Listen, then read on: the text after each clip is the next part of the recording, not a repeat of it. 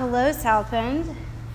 I'm from Texas, so I really enjoy, I've been here a week. I've gotten to experience all 4 seasons, which I'm not used to. I'm assuming it's going to snow any second now. I'm really excited about that. So originally, I was going to come up here and I was going to talk about a bit about my story. My mom was a teen mom. That's me. That's where I came from. And then I experienced my own teen pregnancy, and really, the only thing that made either of our lives possible, my life and my son's life, is support from our local community, family support, all the stuff that you guys are already doing. So that's what I was planning on talking about. And then I woke up this morning to a friend had shared an article with me about a woman down in the South who runs an abortion fund. And for those of you unfamiliar with what an abortion fund is, it's basically a fund set up to help women pay for abortions who can't afford it. And these always break my heart because we know that the number one reason women choose abortion is financial constraints. So if a woman can't even afford a $500 abortion, then the odds of her truly feeling like she has a choice to parent are really, really slim. And as I read this article, I was mad, like I imagine most of you would be. How can you propagate this violence against the unborn child? How can you say that you're helping women when you're adding this wound to their life rather than truly stepping up and helping them? And the even more heartbreaking thing is she has 7 children herself. And so her 7 children are getting involved in this activism, and they are all participating, clinic escorts, all of these things. And I sat with that frustration and that disappointment and that anger of where are we at as a nation, which I'm sure a lot of you guys are feeling with what's happening in South Bend, with what's happening down in Alabama, with what's happening in New York. Like, there's just so much anger, and we can get lost in that. We can get very, very stuck in that. And we're not joyful activists, and we're not loving, and we're not spreading this gift of life when that happens. So I sat with it for a second. I felt it. You have to feel it. You can't just act like it doesn't exist. And then I decided to reach out to this woman. And so I sent her a message, and I said, this is probably going to seem really weird. You might know who I am, and I'm an anti-abortion activist.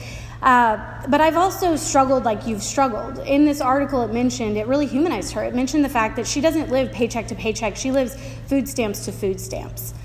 And so while her money is in the wrong place in the way she's advocating for women, I truly think her heart's in the right place. I think she thinks she's helping others who are caught in the cycle of poverty. There's a great quote by Frederica Matthews Green, a pro-life feminist, and she says, "No woman wants abortion like she wants an ice cream cone or a Porsche. She wants abortion like an animal with its leg caught in a trap wants to gnaw itself free." That's what we see happening. That's what I see this woman doing. She's caught in a trap. She recognizes the heart of other women caught in traps, and she wants to help them gnaw themselves free. But that's where we get to step in and say, there's a better option. We can help you out of the trap. You don't have to be wounded. We can keep you whole. We can keep your children whole. So I responded, I sent this message. I didn't expect to get a response back at all. But I said, in the off chance that you have a woman who comes to you, who again feels trapped, so not pro-life, not pro-choice, no choice. She has no other option but abortion. Would you consider sending her to us so that we could actually show her what this pro-life community is about? I'm sure a lot of you guys get as frustrated as I do that we're constantly in the media portrayed as just angry people out yelling at women, right?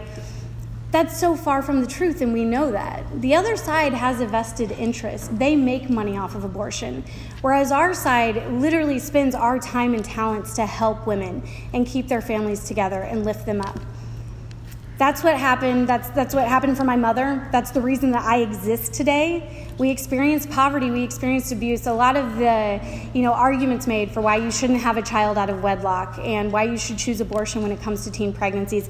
I have lived through them, and I'm here to tell you that I am so glad I'm here. Even though life was tough, I am so grateful for my life. My mother is the one who taught me to be a feminist. The way that she used her privilege and rights to protect my life, the weak and the vulnerable and the marginalized, is something that has to catch on. Just like that anger can be contagious and can spread, so can that love and that hope. And the more that we show other women, we have been there, we understand your struggle. We're not just gonna, give you a handout. We are gonna walk with you through this. That is what changes the culture in cities. And South Bend is going to have a great opportunity if Whole Women's Health comes in here to step up and do just that. Which, by the way, on behalf of Texas, I'm sorry that y'all are having to take our trash out. I don't know if y'all know, but Whole Women's Health is from Texas. This isn't about access to safe abortion. We know that they have a laundry list of health code violations, and they are going to maim women and unfortunately kill women and certainly kill children inside the womb.